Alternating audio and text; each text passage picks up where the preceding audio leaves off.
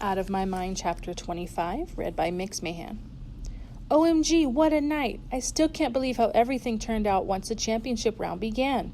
That's when Mr. Kingsley explained the questions this time will be a bit more difficult. Scoring, however, will be the same.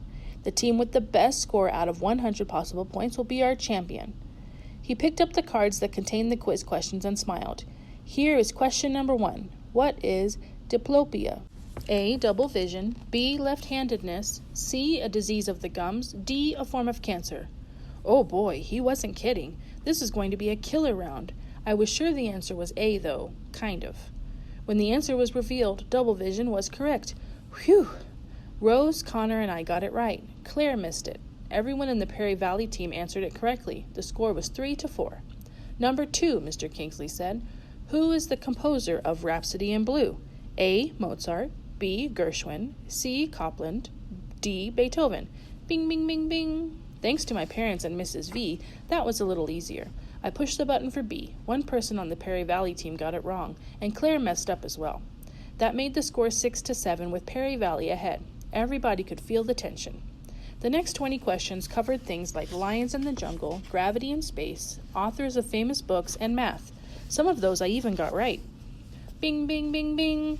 Even though Connor aced a hard spelling problem and Claire came through on a difficult history question, Perry Valley kept staying 1 or 2 points ahead of us. It was getting near the end of the round.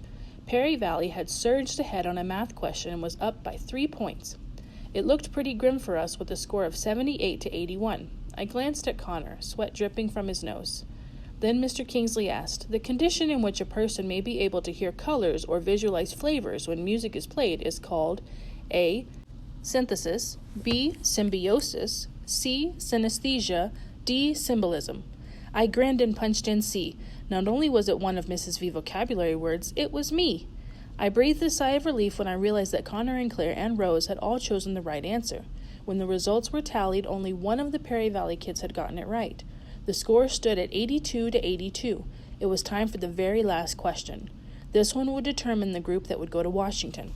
I glanced at Rose and the others. I think we all gulped at the same time. Our last question of the evening, Mr. Kingsley began, is a mathematics problem. I groaned inside. There goes our trip to Washington. I may as well go back to room H5 and hide there for the next 1,000 years. Number 25, Mr. Kingsley said slowly. Lisa gets up every morning and gets ready for school. She takes 22 minutes to get dressed, 18 minutes to eat breakfast, and 10 minutes to walk to school.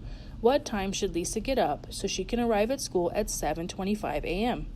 A. 6:15 a.m., B. 6:20 a.m., C. 6:25 a.m., or D. 6:35 a.m.? I need to add, then subtract. How do I subtract time? I need to see a clock. I'm getting all mixed up. Time is running out. I can't mess up now. It could have been C, but it might have been D. I thought a moment more, then I pushed D, feeling like I was going to throw up. The answers lit up on the screen. Everybody on our team had answered D.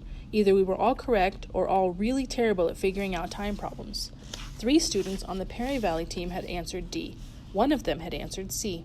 Well, it looks like we have a winner, ladies and gentlemen. I'm extremely pleased to announce that one team that will represent us in Washington, D.C. this year, the team we hope to see on Good Morning America, with a score of 86-85 is, he paused for effect, Spalding Street Elementary School. I couldn't help it. I squealed, I kicked, my arms jerked crazily. I tried really hard to control it, but I just couldn't help it. My body went a little wacko on me. Shut her up, I heard Claire hiss. Shh, Rose whispered through clenched teeth. Thank you for watching our telecast, Mr. Kingsley said, throwing a quick glance at me. Please join us in 2 weeks when we televise the finals from Washington. This is Charles Kingsley. Good night. He signaled that he was finished, the cameras blinked to dark, and the lights blessedly clicked off. I couldn't stop kicking. My arms acted like wind-up toys gone bananas. I screamed with joy. At least nobody noticed this time because hoots and hollers abounded as dozens of people stormed the stage. Dad balanced Penny in one arm and the camcorder in another. Mom, Catherine, and Mrs. V rushed over to me and almost smothered me with hugs. Mrs. V tried to look as if she weren't surprised, but her grin seemed to be permanently attached. Mr. Deming, the alternates, and all the parents of the rest of the kids on the team cheered and jumped and patted one another on the back. One of the parents streamed confetti over us. Balloons appeared from nowhere. Somebody in the studio turned the speakers up loud and played the song Celebration. People started to dance. It seemed as if 1,000,000 pictures were taken. Amazingly, lots were being taken of me.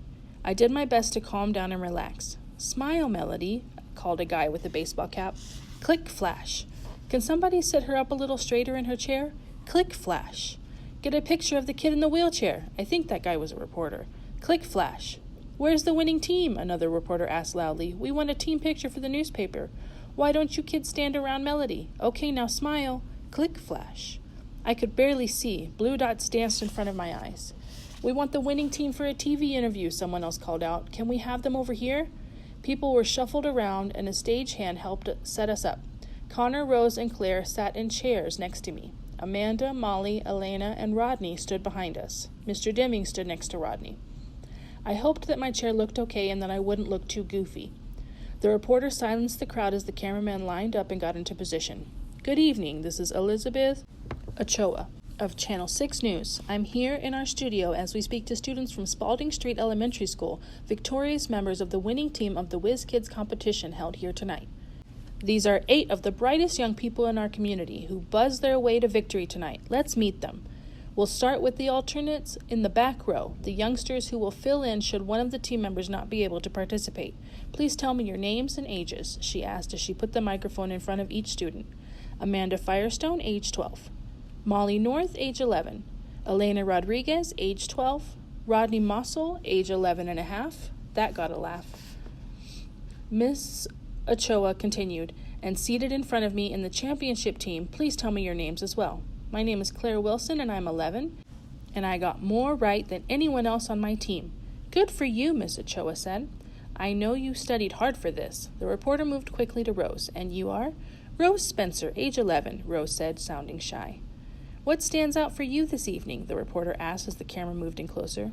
"I was on last year's team, and we lost by only a few points, so it's real exciting to win this time. I'm very proud of our team," Rose was beaming. "Great answer, and we're proud of you as well," Miss Ochoa said. "And now to this tall young man. Your name, sir?" she asked Connor.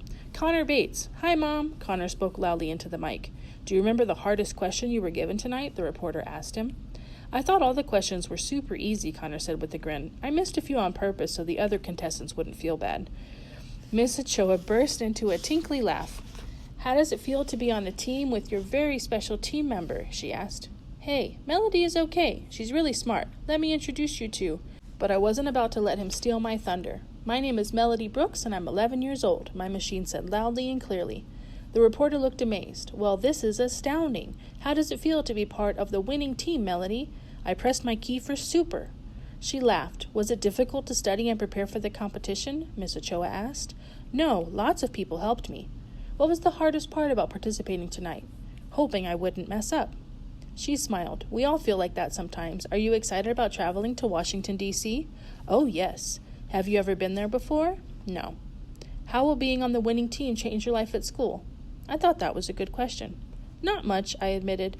Then the reporter waited patiently while I took the time to tap the right words. "Maybe kids will talk to me more." "I talk to her all the time," Claire interjected. Both Rose and Connor looked at her with frowns. "Huh?" Rose said. Miss Ochoa moved away from me and over to Claire.